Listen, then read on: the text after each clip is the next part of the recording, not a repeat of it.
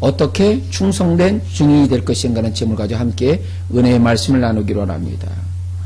주님께서는 이 시대를 살아가는 우리에게 이 시대를 분명히 분별하라고 말씀하십니다. 그렇다면 이 마지막 때를 살아가는 우리는 어떻습니까? 시대를 분별하는 지혜가 필요한 것이죠. 그렇다면 우리가 이 시대를 어떤 시대입니까? 이 시대는 마지막 때의 마지막, 바로 예수님께서 오실 때가 매우 가깝다는 것이죠. 그런데 어떻습니까? 이 마지막 때가 가면 갈수록 어떠죠? 세상은 갈수록 강포해지는 것이죠. 그러게 요즘 어떻습니까? 분노의 사회, 이런 말이 자주 나타나지 않습니까? 사람들은 갈수록 과격해지면서 자기의 분을 좀처럼 참지 못하는 것이죠. 그것뿐만 아닙니다. 이 성적인 타락 형상이 갈수록 심해지고 있다는 것입니다. 하나님을 미워하는 이 동성이 어떻습니까? 버젓하게 늘어나고 있는 것이죠. 그것뿐만 아닙니다. 종교적으로도 뭐 어떤 특성이 나타납니까? 이 혼합적인 형태가 많이 나타나고 있는 것입니다. 하나님과 우상을 버젓이 섬기면서 그것이 잘한 것처럼 착각하는 사람들이 너무나 많다는 것이죠. 성경은 뭐라고 있습니까? 마지막 때 자기를 사랑하며 돈을 사랑한다는 것입니다. 자긍하며 교만하며 회방하며 부모를 거역하며 감사치 않으며 무종한다는 것입니다. 이것이 바로 마지막 때의 악한 특성인 것이죠. 그러나 하나님의 백성은 어떻습니까? 분명 다르게 살아야 됩니다. 예수의 이름 붙잡고 마지막까지 충성된 예수의 증인이 되어야 되는 것입니다. 자, 보세요. 하나님께서는 아브라함의 간절한 중보기도를 들어주셨습니다. 그러게 어떻습니까? 이 아브라함의 중보기도를 들어주시기 위해서 천사를 보내십니다. 오직 어떻습니까? 의인 10명을 찾기 위해서. 얼마나 중보기도가 중요한 것을 우리가 알 수가 있는 것입니다. 에레미야 5장 1절 말씀을 보세요. 너희는 예루살렘 거리로 빨리 다니며 그 넓은 거리에서 찾아보고 알라. 너희가 만일 정의를 행하며 진리를 구하는 자 한 사람이라도 찾으면 내가 이 성읍을 용서하리라. 무엇을 말합니까? 바로 의인 한 사람을 찾는 하나님의 열심을 말하는 것입니다. 초대 교부이면서 이 황금의 입이라고 표명하였던 요한 크리소스톰은 이런 말을 하고 있습니다. 그 당시에 많은 사람들이 기독교를 박해했습니다. 그러자 그 제자가 그한테 나왔습니다. 선생님, 온 세상이 지금 우리를 반대하고 우리를 박해하고 있습니다. 그때 그는 이런 말을 남겼습니다. 그래, 그러면 우리가 온 세상을 반대하면 되지 않겠는가? 우리가 온 세상을 반대하면 되지 않겠는가? 실제 그는 황제 앞에 불려나와서 자신의 신앙을 버리도록 강제로 강요를 받은 적이 있었습니다. 그는 황후의 부정을 지적하면서 올바른 길을 제시하면서 그로 인해서 황제의 미움을 샀기 때문이었습니다. 황제는 그에게 이런 말을 했습니다. 내가 만일 신앙을 버리지 않으면 내가 너를 추방시킬 것이다. 겁박한 것이죠. 그러자 그는 태연히 미소를 지면서 이렇게 말했습니다. 폐하께서는 결단코 나를 그리스도에게서 떼어놓을 수 없는 것입니다. 왜냐하면 주님은 결단코 나를 버리거나 떠나지 않겠다고 말씀해 주셨기 때문인 것입니다. 그 말을 들은 황제는 노하면서 호통을 치면서 다시 말했습니다. 그렇다면 내가 너희 갖고 있는 모든 재산을 다 몰수해버리겠다. 그러자 그는 이런 대답을 했습니다. 폐하, 그것도 쉽지 않을 것입니다. 왜 그렇습니까? 나의 보화는 하늘에 쌓아졌기 때문에 폐하께서는 하늘에 쌓은 나의 재물을 결코 빼앗지 못할 것입니다. 자, 얼마나 놀라운 고백이에요. 그러자 황자는 노발대발하면서 이렇게 소리쳤습니다. 내가 내 놈을 죽여버리겠다. 그러자 그 말을 들었던 그는 태어난 데에 서서 이렇게 대답을 했습니다. 아, 그렇습니까? 그것도 그렇게 쉽지 않을 것입니다. 왜냐하면 나는 지난 40년 동안 이미 죽어왔기 때문인 것입니다. 나는 세상에 대해서 그리스도와 함께 죽었습니다. 나의 생명 그리스도와 더불어서 하나님 앞에 감추었습니다. 그러므로 폐하는 더더욱 내 생명을 만나지도 못할 것입니다. 그 말을 들었던 황제는 체험한 듯 이렇게 말했습니다. 여봐라, 아무도 없느냐? 저놈을 도대체 어떻게 하면 좋겠는가? 자, 이 놀라운 고백 아니겠어요?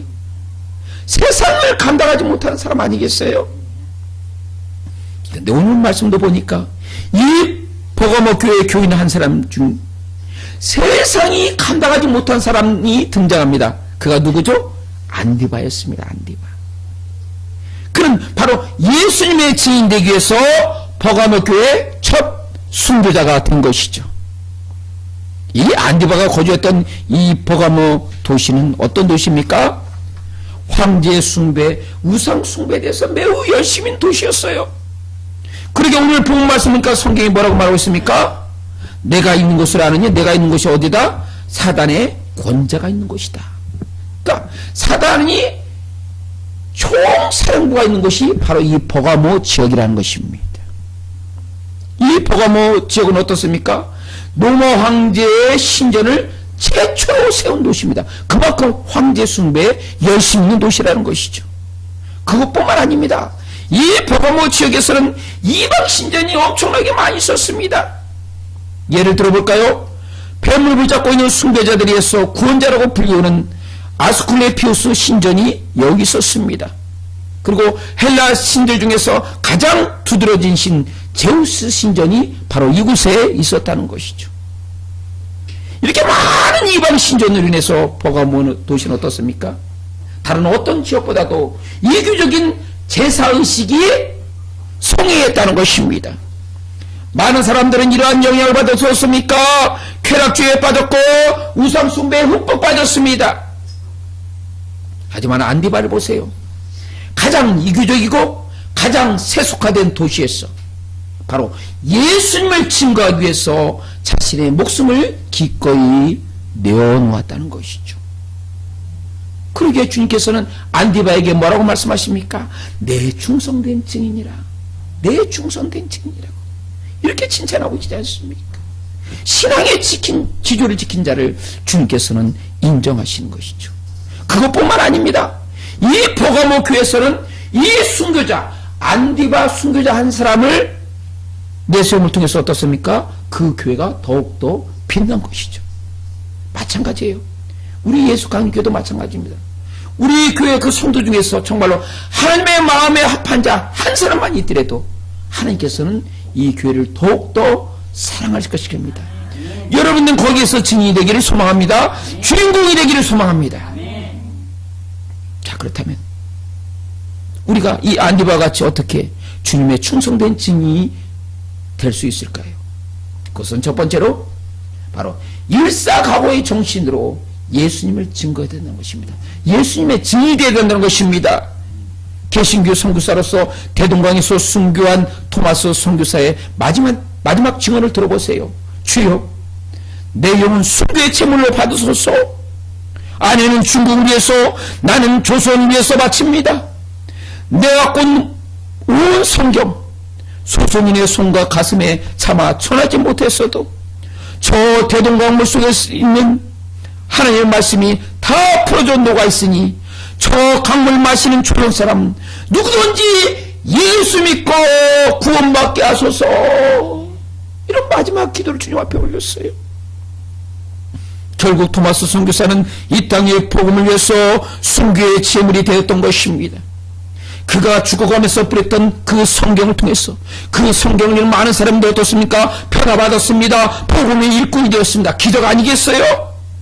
이 한국교회가 이렇게 부흥성장한 그 기반 무엇입니까? 수많은 선교사들이 희생의 땀을 흘렸고 순교의 제물이 되었기 때문에 그것이 가능한 것 아니겠어요?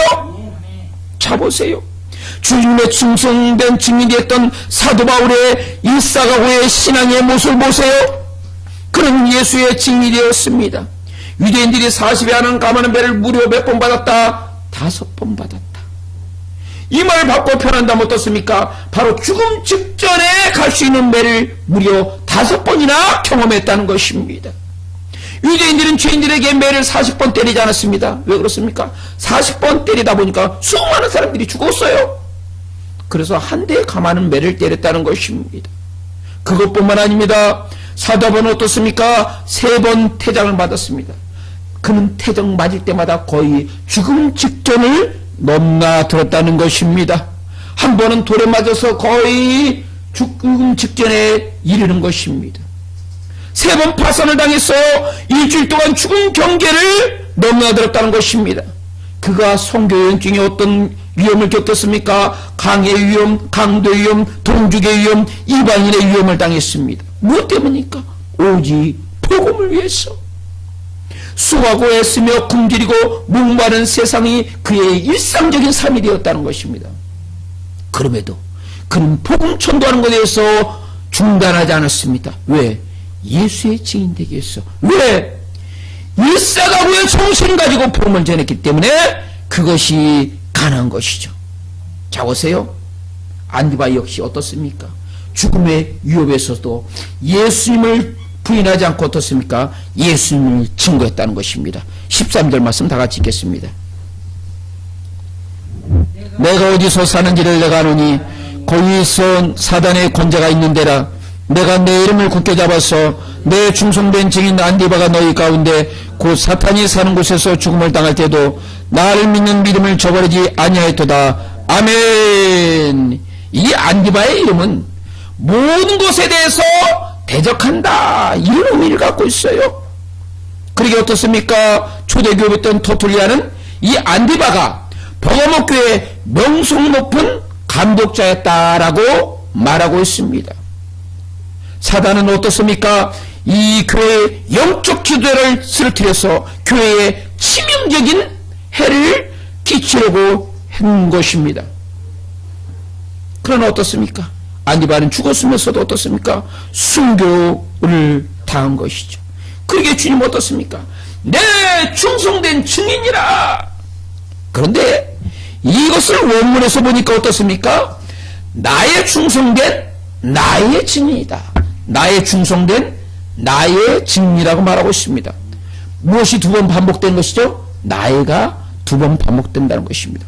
그만큼 주님께서 인정하셨다는 것이죠. 그만큼 주님께서 참된 증인으로서 인정하셨다는 것입니다. 이 당시는 어때요? 가이사를 주님이라고 고백한 시절인 것입니다. 제우스만이 참신이라고 섬기던 시절이었습니다. 그런데 어때요? 오직 담대히 예수만이 주님이십니다, 이런 고백을 했다는 것입니다. 누가? 바로 안디바가. 성도 여러분, 여러분도 바로 이 안디바의 신앙을 본받기를 원합니다. 상황이 문제가 되지 않아요. 안디바가 사는 상황은 어떻습니까? 최악의 상황이었어요. 사단의 권세가 있는 지역이었어요. 바로 기독교에 대해서 박해하는 그 시절이었어요. 그럼에도 불구하고 어떻습니까? 예수 이름 붙잡고 믿음 붙잡고 승리한 것입니다. 그렇다면 오늘날 이 시대는 어때요? 훨씬 편안하고 훨씬 신앙생활하기 좋은 시절입니다. 근데 이러한 시절에 우리가 제대로 신앙생활하지 못했다, 부끄러운 것입니다. 자, 우리는 다시 한번 결단이 필요합니다. 안디바했던 신앙을 내게도 주옵소서. 그런 각오가 필요한 것입니다. 성경 말합니다. 예수님께서 이 땅에서 최고의 충성된 증인의 삶을 살았다고. 그러게 빌립보서 2장 5절에서 8절 말씀에 이런 말씀이 나오잖아요. 너희 안에 이 마음을 품으라. 바로 예수의 마음을 품으라는 것입니다. 그는 근본 하나님의 본체시나 하나님과 동등됨을 취할 것으로 여기지 않으셨다고 했습니다. 오히려 자기를 비워서 종의 영체를 가지시고 사람들 같이 되었고 사람의 모양으로 나타나사 자기를 낮추시고 어디까지 복종하셨다? 죽기까지 복종하셨다. 그것이 어떤 죽음이다? 십자가의 죽음이라는 것입니다. 이것이 증인된 주님의 삶의 방식인 것입니다. 예수님께서 우리의 허물, 우리가 지어야 될 허물과 죄를 대신 지으시고 바로 십자가에 돌아가신 것이죠. 화목제물이 되어주셨다는 것입니다. 이 놀라운 예수님의 십자가의 발자취를 쫓아서 어떻습니까? 예수님의 부활 이후에 12제자도 그 길을 따라갔던 것이죠. 제자들 대부분 어떻습니까? 순교를 당했습니다. 설령 순교를 당하지 않도록 어떻습니까? 사도 요한은 순교적 삶을 살았다는 것이죠. 그 이후에 어떻습니까? 예수의 증인되기 위해서 무려 죽은 순교자가 약 7천만 명이 된다고 합니다. 그 이후에 이 7천만 명의 순교의 피가 있기 때문에 우리가 이렇게 편안하게 이 땅에서 신앙생활을 하는 것입니다. 그러면 어때요? 우리가 이 땅에 살아가면서 바로 예수님을 시인하는데 주저해서는 안 되는 것입니다. 마태복음 10장 32절 말씀 보세요. 누구든지 사람 앞에서 나를 신하면 나도 하늘에 계신 내 아버지 앞에서 그를 신할 것이라는 말씀이 나오지 않습니다. 우리가 예수님을 신한다는 것은 무엇이에요? 단순히 입술의 고백만이 아니에요. 우리의 삶의 스타일에서 우리가 예수님의 제자인 것을 증거하고 나타내는 것입니다. 그것이 예수님을 신하는 것이에요. 그러면 주님께서 그 백성을 기뻐 받으시고 인정하신다는 것입니다. 그런데 어때요? 오늘날 이 시대를 보게 되면 이 예수님의 그 고귀한 이름 가지고 자신의 영광을 구하는 사람이 너무나 많다는 것입니다. 때로는 이 예수의 이름을 빌어서 자신의 어떤 물질적 이익을 취하려고 하는 사람들이 갈수록 늘어난다는 것이죠. 안타까운 것이죠. 타락한 현상인 것입니다. 그러나 그 가운데서도 어때요?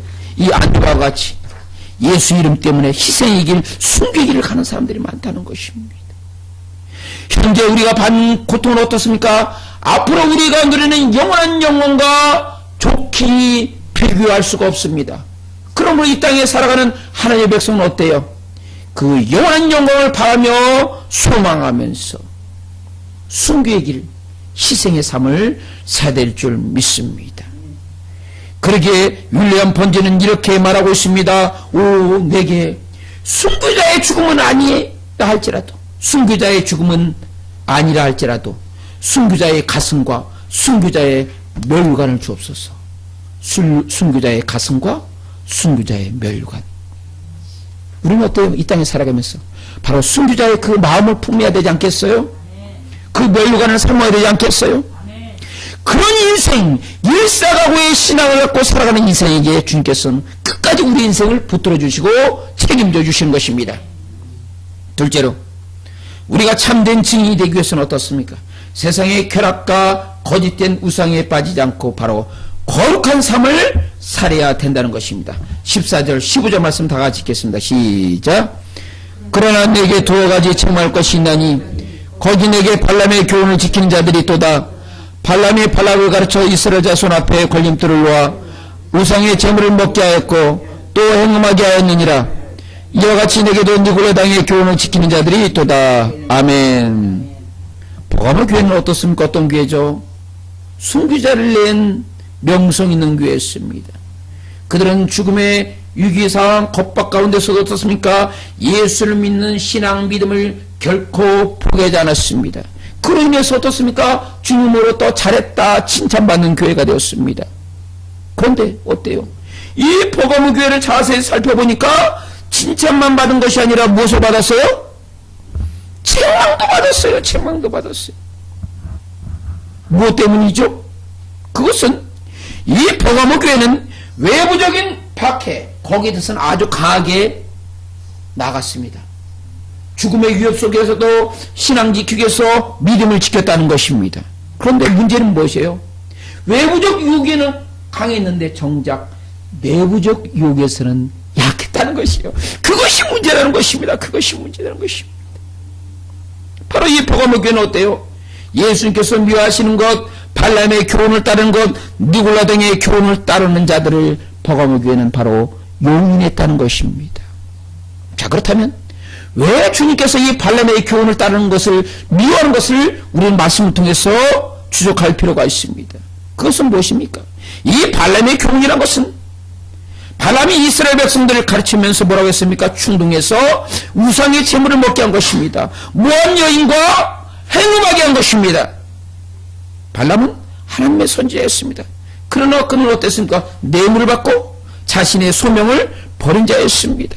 그러게 어때요? 그는 이 하나님의 백성이 모압 여인과 행음하도록 선동한 것입니다. 이스라엘 백성들이 우상 숭배하도록 충동한 자인 것입니다. 그로 인해 어떻습니까? 우상 숭배와 이 잘못을 범한 이스라엘 백성들은 어때요? 하나님의 진노를 받아서 하루에 무려 몇만 명? 24,000명이 떼죽음을 당했던 것이죠. 그런데 문제는 어때요? 이 버가모 교인 중에서 이런 잘못된 이 반란의 거짓 사상에 미혹된 사람들이 많다는 것이에요. 그것이 문제인 것입니다. 바로 이 버가모 지역의 이교도 사이에 성적 타락 형상, 성적 부도덕의 나쁜 영향이 어떻습니까? 이 버가모 교인들에게 미쳤다는 것입니다. 윌리엄 트란트는 이 당시에 벌어졌던 이교도 축제에 대해서 이렇게 말하고 있습니다. 여러분들이 이것을 들으면 그 당시의 축제가 얼마나 영적으로 타락했는가를 알 수가 있습니다. 버가모의 디오니소스의 3월 말 축제에는 술은 무료로 제공된다. 술이 뭐다? 술이 공짜라는 것입니다. 그래서 어떻습니까? 이 축제에 참석하는 모든 사람들은 다 술에 취하였다는 것입니다. 그리고 이 3월 말 지나서 4월 초에는 아프로디시아라는 축하 행사가 있었다는 것입니다. 그런데 이 아프로디시아 축하 행사에 참석하는 모든 사람은 어떻습니까? 성적인 자유가 허용되었다는 것입니다. 성적인 자유가 허용됐다는 것입니다. 한마디로 어때요? 이 이방인의 축제는 술과 성적인 방종이 허용됐다는 것입니다. 그런데 문제는 어때요? 이 버가모 교인 중 일부가 이교의 축제에 찬성하면서 거기에 참여했다는 것입니다. 그것이 하나님으로부터 진노를 받는 행동인 것입니다. 자, 그들은 이런 생각을 하고 있습니다. 마음속에. 그러니까 이교도 축제에 참석했던 그 사람의 마음을 제가 읽어드리겠습니다. 자, 휴일 축제에 참가해서 그곳에서 우리는 우상의 음식을 먹자. 그리고 그곳에 여사자들과 성적 쾌락을 즐기는 것, 그것은 결코 나쁘지 않다. 바로 이게서 이 어둠의 사상이 미혹된 사람들이 생각하는 사상이라는 것입니다.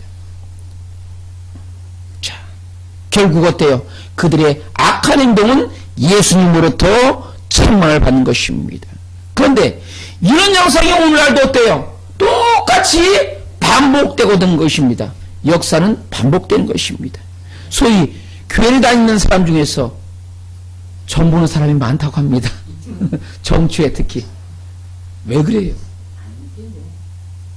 하나님을 신뢰하지 않기 때문에. 하나님을 신뢰하지 않기 때문에. 또 교회 다니는 사람 중에서 어떤 사람이 있습니까? 이 육체적 쾌락을 추구하기 위해서 자기 부인 외에, 자기 남편 외에 다른 사람과 더불어서 육체적 관계를 맺는 것들. 이런 것들은 어때요? 하나님의 엄중한 심판을 받을 것입니다. 그것뿐만 아닙니다. 버가모 교인 중에서는 니골라당의 교훈을 따르는 자들이 있다는 것입니다. 이 성경학자들은 이 니골라당이 주장하는 것을 이렇게 말하고 있습니다. 그들은 무율법적인 방종, 특히 성적인 방종을 허용하고 있다고 말하는 것입니다. 그러기에 어떻습니까? 니골라당은 어떠한 육체적인 즐거움을 위해서는 성적인 방종을 해도 구원받는데 전혀 지장이 없다라고 잘못된 가르침을 전한다는 것이죠. 하나님께서는 이런 자를 분명히 심판하십니다. 요한계시록 21장 8절 말씀 보세요. 그러나 두려워하는 자들과 믿지 아니하는 자들과 추악한 자들과 살인자들과 음행하는 자들과 점술가들과 우상숭배자들과 거짓말하는 모든 자들은 불과 유황으로 타는 못에 던지리니 이것이 바로 둘째 사망이라는 것입니다. 바로 믿지 않는 자, 음행하는 자, 우상숭배하는 자, 거짓말하는 자는 어디로 빠진다? 불과 유황으로 던져진다는 것입니다. 하나님의 엄중한 심판을 하나님께서 말씀하시는 것입니다. 보세요. 그리스도의 진리를 떠나는 사랑, 그것은 어떤 사랑입니까? 부패할 수밖에 없다는 것입니다. 그런데 문제는 어때요? 버가모 교인 중에서 스스로 일부는 자기가 스스로 지혜롭다 착각하면서 바로 기독교의 신앙과 헬라의 문화적 관점을 어떻게 하면 조화를 이루어볼까? 어떻게 보면 태업해볼까? 그렇게 시도하는 사람이 있다는 것입니다. 보세요. 기독교와 이 타락한 세상을 조화롭게 하는 행동, 그 결과는 어떤 행동입니까? 바로 진리의 흰옷에다가 쾌락과 음행에 더러운 물로 더럽혀진 것과 마찬가지라는 것입니다. 얼마 전에 이 동성애를 허용하라는 일부 목회자들의 주장을 저는 신문에서 본 적이 있습니다. 그들은 이런 주장을 합니다. 그것은 그들의 성적인 자기 결정권을 존중하는 것이 그리스도의 사랑이 아닌가, 그렇게 말한다는 것입니다. 그런데 이 사랑은 어떤 사랑이다? 바로 진리를 떠난 사랑이라는 것입니다. 진리를 떠난 사랑인 것입니다. 진리를 떠난 사랑은 어디에 속했다? 하나님께 속한 것이 아니에요. 마귀에게 속한 것입니다. 성경은 동성애에 대해서 전개하고 있습니다. 얼마 전 서울시도 어때요? 이 동성애 축제를 서울시 한복판에 하도록 허용한 것입니다. 이제 동성애자들은 며칠 있다가 서울시 한복판 시청 앞에서 이 광란의 몸짓, 타락한 행동을 대중 앞에서 버젓이 행할 것입니다. 그러게 우리는 어때요? 믿는 하나님의 백성, 이들의 악행과 결코 타협해서는 안 된다는 것입니다. 왜 그렇습니까? 우리는 이 땅의 시민권자이지만 동시에 천국의 하나님의 나라의 시민권자가 되기 때문 것입니다. 그럼 우리는 어떻습니까? 더욱더 거룩하며 더욱더 근신하며 더욱더 경건해야 될 줄 믿습니다. 다시 오실 예수 그리스도를 소망하면서 슬기로운 타도처럼 바로 복되고 존귀한 거룩한 삶을 살아야 될 줄 믿습니다. 셋째로 주님의 참된 증인이 되기 위해서는 어떻습니까? 하나님의 말씀을 붙들고 끝까지 승리될 줄 믿습니다. 자, 17절 말씀 다 같이 읽겠습니다. 시작. 귀 있는 자는 성령의 교회들에게 하시는 말씀을 들을지어다. 이기는 그에게는 내가 감추었던 만나를 주고 또 흰돌을 줄 터인데 그 돌 위에 새 이름을 기록한 것이 있나니 받는 자밖에는 그 이름을 알 사람이 없느니라. 아멘. 이 그레이다누스 신학자는 여기에 대해서 이렇게, 특히 만나에 대해서 이렇게 해석하고 옵니다. 이 만나는 바로 생명의 떡이신 예수 그리스도를 상징한다. 이 만나는 무엇이다? 생명의 떡이신 예수 그리스도를 상징한다는 것이죠. 자, 우리가 이 감추었던 만나를 먹는다는 것은 무엇입니까? 우리가 영원한 생명을 얻는다는 말인 것입니다. 그러게 요한복음 6장 55절 말씀 보세요. 내 살은 참된 양식이요 내 피는 참된 음료로다. 내 살을 먹고 내 피를 마시는 자는 내 안에 거하고 나도 그의 안에 거하나니, 이런 말씀이 나옵니다. 자, 우리가 이 만나를 먹는다는 것, 생명의 양식을 먹는 것은 우리의 신앙이 어디 안에 거한다? 예수 안에 거한다는 것입니다. 세상에 거하는 것이 아니에요. 바로 예수 안에 거하는 것입니다. 예수 안에 거하는 자는 바로 하나님의 말씀을 듣고 순종하는 자인 것입니다. 그렇다면 예수 밖에 있는 사람이 예수님의 증인이 될 수 있을까요? 없을까요? 결코 될 수가 없습니다. 예수 안에서 순종하는 자만이 예수님의 증인되는 자격이 있는 것입니다. 오늘 본 말씀 12절 말씀 보니까 이 예수님은 어떻게 소개되고 있습니까? 좌우에 낯선 검을 가지신 이로서 예수님이 소개되고 있습니다. 당시 이 세계의 패권을 쥐고 있던 로마의 순서는 이 검을 최고의 권위로서 상징하고 있습니다. 그렇다면 예수님께서 좌우에 낯선 검으로 가지신이라고 나타난 것은 무엇입니까? 예수님께서 바로 심판의 권위와 능력을 가지고 나타나셨다. 어떤 권위? 심판의 권위와 능력을 가지시고 나타나셨다는 것입니다. 또한 낯선 검은 어떤 역할을 합니까? 거짓된 것, 진실된 것을 분명히 잘라서 구분한다는 것입니다. 그러면 이 버가모 교인들은 어떻습니까? 크게 두 부류로 나누어진 것을 우리가 알 수가 있는 것이죠. 한 부류는 어때죠? 바로 하나님의 말씀에 전적으로 순종하고 믿음을 지키는 이 하나의 공동체가 있고, 또 다른 부류는 어떻습니까? 바로 하나님 말씀에 대해서 불순종하고 니고로당의 교훈을 행하며 일교대의 축제에 참석하면서 우상을 섬기며 음행하는 무리들이 있다는 것입니다. 주님께서 말씀하시죠.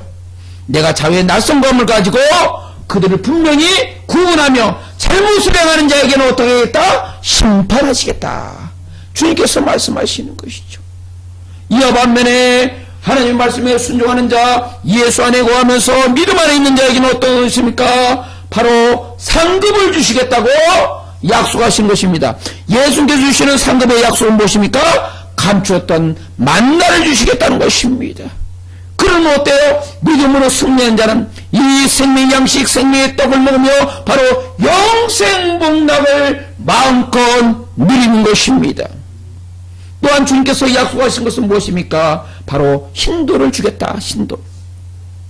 여기서 신도에 대해서 성경학자들은 여러 가지 많은 해석을 하고 있지만은 저는 이 신돌이 바로 이 장차 하나님의 나라의 축제에 참여할 수 있는 티켓이다, 표라는 것입니다. 신돌이 무엇이다? 하나님 나라의 축제에 참석할 수 있는 무엇이다? 티켓. 우리가 영원 가려면 어떻습니까? 티켓이 있어야 들어갈 수가 있잖아요. 그와 마찬가지로 우리가 천국의 축제에 참여하기 위해서는 주님께 주시는 이 신도를 받아야만이 천국의 잔치에 참여할 수가 있는 것입니다. 그런데 놀라운 것은 무엇입니까? 바로 이 복음의 교인 중에서 이방 축제에 참석하면서 수레 축제, 음행의 축제에 즐기는 사람, 이 사람들은 신도를 받을 수 있을까요? 없을까요? 결코 받지 못합니다. 오직 믿음 가지고 하나님 말씀 지키면서 예수 안에 거한 자만이 주님께서 주시는 이 신도 티켓을 받을 수가 있다는 것이죠. 그것뿐만 아닙니다. 주님께서는 이 힌두교에다가 새 이름을 새겨주신다. 근데 그 새 이름은 아무나 아는 것이 아니라 오직 받는 자만이 알 수가 있다는 것입니다. 이 새 이름은 무엇을 의미할까요? 아마도 이 새 이름은 우리가 장차 천국에서 누리는 영원한 상급, 하나님의 자녀로서 누리는 그 놀라운 신분을 이 새 이름에다가 새겨놓지 않을까? 저는 그렇게 생각되어집니다. 그 새 이름에는 아마도 예컨대 이렇게 했습니까? 너는 한 지역을 다스릴 수 있는 고을의 원님으로서 세워주겠다. 그런 신분들이 어떻습니까? 거기서 그 이름에 기록된다는 것이죠. 그러니까 얼마나 고귀하고 축복된 은혜인 줄 모릅니다. 오직 받는 자만이 안다. 누가 안다? 받는 자만이. 여러분들이 놀라운 신도를 받고 거기에서 하나님께 주시는 영원한 상급, 바로 신들에서 놀라운 이름이 새겨지며 하나님 나라에서 고귀한 신분으로서 세움을 받기를 축복합니다. 자, 이제는 우리가 결단할 때입니다. 이제는 더 이상 이 타락한 세상에서 우리는 본받아서는 안 됩니다. 세속에 물들지 아니하고 오직 일사각오의 신앙과 정신을 가지고 예수님을 힘차게 증언할 줄 믿습니다.